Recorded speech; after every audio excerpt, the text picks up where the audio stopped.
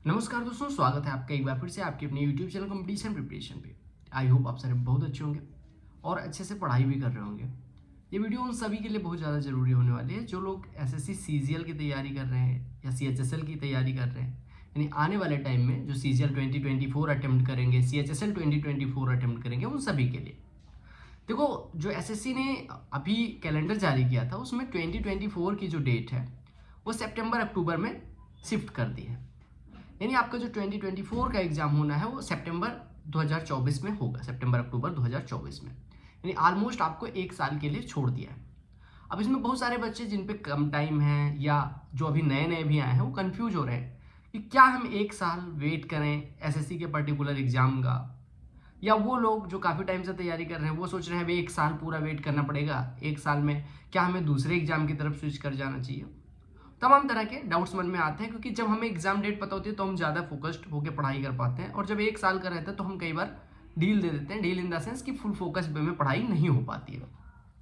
काफ़ी सारे डाउट्स भी थे, लोगों के मैसेजेस भी थे वगैरह वगैरह, तो इस पर हम ये वीडियो करने वाले हैं और बहुत डिटेल में वीडियो करेंगे, जिससे कि अगर स्विच करें तो कैसे एग्जाम्स को पकड़ें, क्या तैयारी क्या करें, और स्विच करना चाहिए नहीं, किन्हें स्विच करना चाहिए, सारे पॉइंट्स पे बात करेंगे। ठीक है, तो चलो एक एक करके स्टार्ट करते हैं। अगर वीडियो पसंद आएगी तो लाइक कर लेना, टेलीग्राम चैनल से जुड़ जाना, उधर आपको पीडीएफ वगैरह मिल जाते हैं, और चैनल को सब्सक्राइब कर लेना। बाकी अगर आप हिंदी में तैयारी कर रहे हैं तो अपना दूसरा चैनल जिसमें हम हिंदी में ही पूरा कंटेंट आएगा उसको, या वनडे एग्जाम्स की तैयारी कर रहे हैं तो चैनल की लिंक डिस्क्रिप्शन में डाल दी गई, हिंदी में उधर कंटेंट आएगा, इधर बाइलिंगुअल रहेगा। लेट जो हुआ है, कुछ लोगों को लग रहा है लेट हुआ है, अभी तक क्या था, एसएससी लॉग मतलब बैकलॉग चल रहा था, यानी कि 2023 के पेपर 2024 में होते हैं। अगर 2020 तक की बात करें तो 2020 का पेपर 21 में हुआ, 21 का पेपर 22 में हुआ, 22 का पेपर 23 में।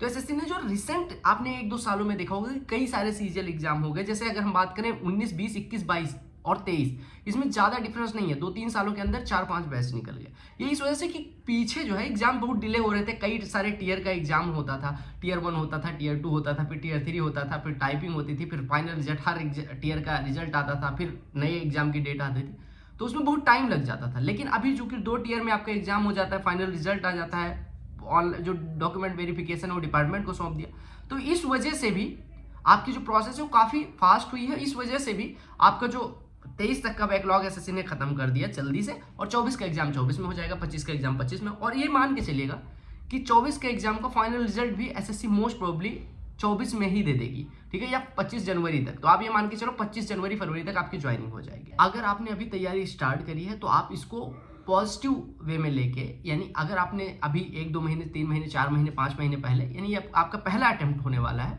तो मेक इट काउंट। आपको ये मान के चलना है कि आपको एसएससी ने जो एक्स्ट्रा टाइम दिया है वो आपके लिए फायदेमंद इस वजह से कि आप एक बार मान लो कम टाइम दिया जाता है, मान लो अगले साल फरवरी में एग्जाम करवा दिया जाता, तो आपके पास कम टाइम रहता है, आप हो सकता है केवल सिलेबस कंप्लीट कर पाते, रिवीजन या मॉक्स कहीं कमी रह जाती। अब आपके पास मल्टीपल टाइम रिवीजन करने का टाइम है।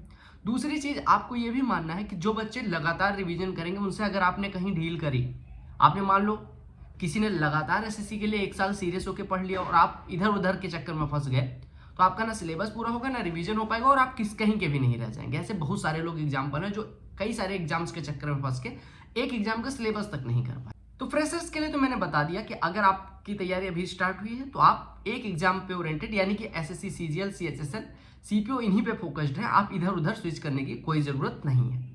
अब बात करते हैं जो लोग काफी टाइम से तैयारी कर रहे हैं, या 2-3 अटेम्प्ट दे लिया है, या मेंस में कहीं रुक जा रहे हैं, या उनको अच्छी पोस्ट लेनी है, वो लोग स्विच कर सकते हैं। जैसे मान लो किसी के पास 2400 ग्रेड पे की पोस्ट है और लोकेशन अच्छी नहीं है, 2800 ग्रेड पे की पोस्ट है, लोकेशन अच्छी नहीं है, उनको स्विच कर जाना चाहिए, क्योंकि उनके पास देखो, उनने एक बार सिलेक्शन ले लिया तो उन्हें 390 नंबर में एग्जाम कैसे निकालना है, सिलेबस, रिवीजन, मॉक, सारी चीजों का आइडिया, बुक्स का सबका आइडिया है, कितना पढ़ना है ये पता है।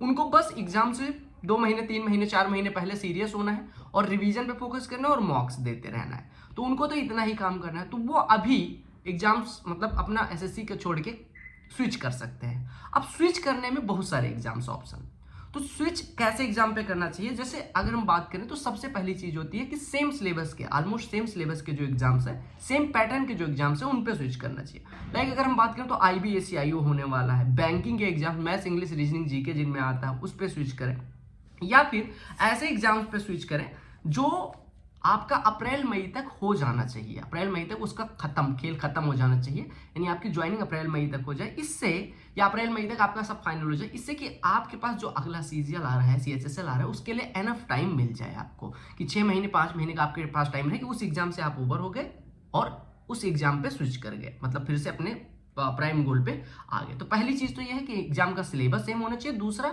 अप्रैल मई तक वो एग्जाम फाइनल हो जाना चाहिए, ऐसे एग्जाम चूज करना है।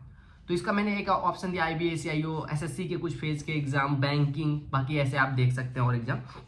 दूसरा जो स्विच कर रहे हैं ना, ये आप मान के चलेंगे कि जिस भी एग्जाम पे आप स्विच कर रहे हैं वो आपका सेकेंडरी गोल है, प्राइमरी आपका अभी भी SSC CGL या जो भी CHSL जो भी टारगेट कर रहे थे प्राइमरी वही है।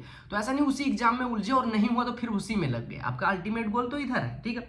तीसरी चीज, अगर आपका सिलेक्शन हो जाता है उस एग्जाम में तो ये आपका SSC CGL के लिए बेनिफिशियल होगा कि आपका कॉन्फिडेंस यहाँ पे आ जाएगा, जो डीप कॉन्फिडेंस है, जैसे अभी तक कोई एग्जाम नहीं निकला है या मान लो आपका एग्जाम में कहीं फंस जा रहे हैं, अगर उस एग्जाम में जो आपका बैकअप है उसमें अगर आपका हो गया तो आपका कॉन्फिडेंस यहाँ पे पहुंच जाएगा, तो इसके लिए बहुत फायदेमंद रहेगा, ठीक है।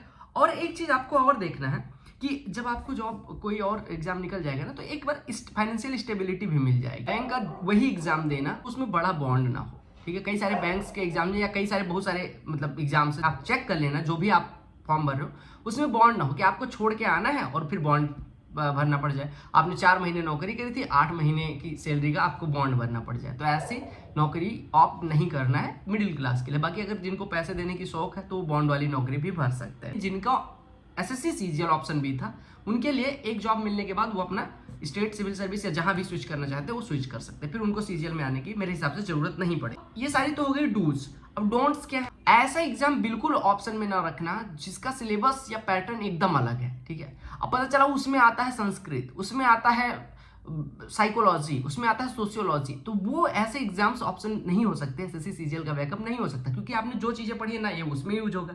और अगर आपने वो एग्जाम के लिए पढ़ना शुरू कर दिया तो अगर आप SSC CGL पे बैक आओगे, मतलब उसमें हुआ नहीं हुआ, CGL आप फिर से देने जाओगे तो वो जो पढ़ा था उस एग्जाम के लिए वो इसमें हेल्प नहीं करेगा। तो ऐसे एग्जाम्स नहीं टारगेट करने। कुछ लोग अभी कहेंगे 1 साल का टाइम है तो लो UPSC कर लेता हूँ। देखो UPSC की जो प्रिपरेशन है ना वो एक कोई स्प्रिंट नहीं है, मतलब 100 मीटर की रेस नहीं है, वो है मैराथन। मैराथन दौड़ने के लिए 2-3-4 साल का टाइम लगेगा। तो आपको अगर लगता है 5-6 महीने में लाओ, मैं 5-6 महीने वो भी चेक के आ जाऊँ, तो वो 5-6 महीने में कुछ नहीं होगा, आप लक्ष्मीकांत पलटते रह जाओगे, ठीक है, और IAS PCS की रील्स ही देखते रह जाओगे, उसी में समय निकल जाएगा। तो अब अगर आपको अल्टीमेट गोल UPSC ही था और SSC बैकअप था, अगर आपका मन बन गया है कि अब UPSC ही करना है तो जाना, अदरवाइज आई विल से कि भैया UPSC और स्टेट PCS के लिए अभी ना स्विच करना कि SSC छोड़ के SSC में नहीं हुआ कोई बात नहीं, इसमें तो मैथ नहीं आता था लाओ वो कर लेता हूँ, नहीं। ऐसे एग्जाम मतलब ड्रास्टिक डिसीजन लेने से मतलब ये बहुत बड़ा डिसीजन होगा, तो ऐसे एग्जाम की तरफ स्विच ना करना कि 1 साल का टाइम है UPSC निकाल दूंगा, ठीक है। दूसरी चीज, कुछ लोग क्विट करने का सोच रहे हैं, प्रिपरेशन में क्या रखा है, ठीक है। अगर आपको बहुत टाइम हो गया, आपसे बैंक वगैरह की तरफ नहीं स्विच करना चाहते तो it's your choice, it's none of my business, but quit करना आपके लिए ऑप्शन नहीं है, ठीक है। अगर आपने 5 से 8 साल तैयारी करी तो बैंक का एक एग्जाम दे लो, ठीक है। बैंक का दे के बैंक से आपको आइडिया लग जाएगा कि बैंक में होना है नहीं होना, एक बार तैयारी करना, ठीक है, उससे आपको आइडिया लग जाएगा। अगर आपने उधर हो गया तो बहुत अच्छी बात, नहीं हुआ तो आप चाहें तो क्विट कर सकते हैं। दूसरी चीज, एग्जाम वही चूज करना, फिर से मैं बता रहा हूँ, मैथ्स, इंग्लिश, GK और इंग्लिश, ये कहीं ना कहीं मतलब इनमें से 3 अगर है किसी एग्जाम में तो जा सकते हैं, क्योंकि ये अगर आप उस एग्जाम के लिए पढ़ोगे तो भी, जैसे मान लो आपने कोई ऑप्शन चूज किया, ऑप्शन बी SSC CGL का ऑप्शन भी, अब उसमें maths, English, GK, reasoning syllabus में है, तो आपने वो तो पढ़ा ना। अब वो हो सकता है पैटर्न चेंज हो जाए, उसमें आप बैंकिंग में जाते हो, उसमें सीटिंग अरेंजमेंट रीजनिंग में आता हो, इसमें कुछ और, उसमें इनइक्वालिटी आती हो, इसमें कुछ और, उसमें मैथमेटिक्स में एरिथमेटिक पोर्शन ज़्यादा, लेकिन आपने ओवरऑल वही पढ़ा है। इंग्लिश अगर बैंक के लिए तैयारी कर ली तो SSC के लिए ईजी लगेगी, SSC वाली इंग्लिश ईजी लगेगी, तो ऐसे ही। दूसरी चीज, जो भी एग्जाम आपका ऑप्शन बी जो भी हो, आप मान लेना अप्रैल से आपको अपने SSC वाले गोल पे ही फोकस करना है, यानी SSC में फिर से वही मैथ्स, वही रीजनिंग, वही इंग्लिश, वही GK, वही कंप्यूटर पढ़ना है। और साथ ही साथ आपको जब तैयारी कर रहे हो ऑप्शन बी की, यानी CGL का जो बैकअप लेके चल रहे हो, उसके दौरान भी आपको रेगुलर टच में रहना है इन सिलेबस के, यानी SSC का ऐसा नहीं भूल गए फिर बाद में वापस आ रहे हैं तो SSC का सिलेबस ही नया लग रहा है, ऐसा ना करना। एक चीज और सजेस्ट करूंगा कि जिस भी एग्जाम पे आप स्विच कर रहे हैं उसका एक बार सिलेबस देखें, सिलेबस पे जो न्यू चीजें हैं उसको पढ़ें, ठीक है, उसका मॉक्स दें और आप अपनी परफॉर्मेंस रेट करें कि कहाँ पे आप स्टैंड कर रहे हैं। अगर आपको लगता है कि आप उस एग्जाम में या उस एग्जाम का टाइप का, आपका जैसे हर इंसान का एक टाइप होता है, लाइक मेरा SSC से नेचर ही मैच करता है, SSC का जॉब का नेचर और मेरा नेचर ऑलमोस्ट सेम है, तो मेरे लिए SSC बेस्ट ऑप्शन था। अगर आपको ऐसा कोई, अब जब मान लो कि आपको रिस्क नहीं लेना, आपको ऐसे फिजिकल नहीं करना, तो सीपीयू बैकअप रखने का कोई मतलब नहीं है। सीजीएल को मार्क्स देंगे तो मार्क्स से आपको पता लगेगा कि आप उस एग्जाम में कहाँ स्टैंड कर रहे हो, ठीक है। तो अगर लगता है कि करना चाहिए तो ठीक है, अदरवाइज चुपचाप एसएससी सीजीएल पे ही वो अपना 5-6 महीने और एक्स्ट्रा एफर्ट डाल दो। जो वीक एरियाज है उस पर और मेहनत कर लो, जो आपको लगता है कि इसका और पढ़ा जाना चाहिए, क्लास लेनी चाहिए, वो क्लास ले लो।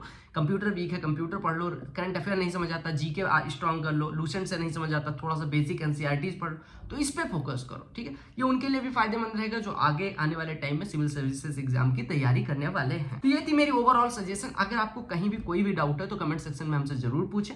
और दूसरा, अगर हिंदी माध्यम से आप तैयारी कर रहे हैं, किसी वनडे एग्जाम की तैयारी कर रहे हैं, जो हिंदी भाषी छात्र हैं, उनके लिए वो चैनल है, तो वो सब्सक्राइब कर सकते हैं। आई होप आपका सारा डाउट क्लियर हो गया होगा। अगर अभी भी कोई डाउट है तो कमेंट सेक्शन में जरूर पूछें। Bye bye, love you all the very best for all exams. वंदे मातरम एंड जय हिंद।